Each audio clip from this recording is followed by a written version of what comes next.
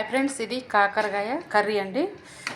కాకరకాయలు సన్నగా ముక్కలు కోసుకొని ఫస్ట్ కాకరకాయలని గీరుకోవాలండి. గీరుకొని కడుక్కొని సన్నగా ముక్కలు కోసుకొని కొంచెం ఉప్పేసి ఆ ముక్కలలో కొంచెం ఉప్పేసి కొంచెం నానబెట్టి ఒక 15 నిమిషాలు నానబెట్టి ఆ రసమంతా పిసికి పారబోసి పక్కన పెట్టి ఆ ముక్కలు మంచిగా నూనె తాలింపు గింజలు అన్నీ వేసుకొని ఫ్రై అయినాక కొంచెం నూనె ఫ్రై అయినాక ఆ ముక్కలను అందులో వేసి బాగా ఫ్రై చేసి సన్న మంట మీద ఫ్రై చేసుకొని ఉప్పు కారం పసుపు వేసి కొంచెం వేగినాక కొంచెం వెల్లిపాయ వేసి కొంచెం వేగినాక ఇంకా లాస్ట్కి కొంచెం పాలు కొన్ని ఒక అరగిద్దెడు పాలు కాగబెట్టుకొని బాగా మసిలిపోయేటట్టు కాగబెట్టుకొని చిక్కడి పాలు కొంచెం కాగబెట్టుకొని ఆ పాలని ఈ కాకరకాయ కూరలో మొత్తం కూర అంతా అయిపోయినాక ఇంకా బంద్ చేసే ముందు ఆ పాలు పోసి ఎమ్మటే స్టవ్ బంద్ చేయాలండి.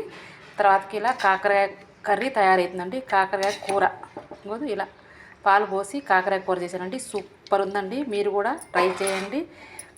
మేము తింటాం, మీరు కూడా తినండి ఫ్రెండ్స్. ఇది కాకరకాయ కూర అండి. సూపర్ ఉంది. పాలు పోసి వండానండి. ఎంత బాగుందో ఈ కాకరకాయ కూర. సూపర్ అంటే సూపర్ ఉంది. మీరు కూడా ట్రై చేసుకోండి, తినండి. మేము తింటాము.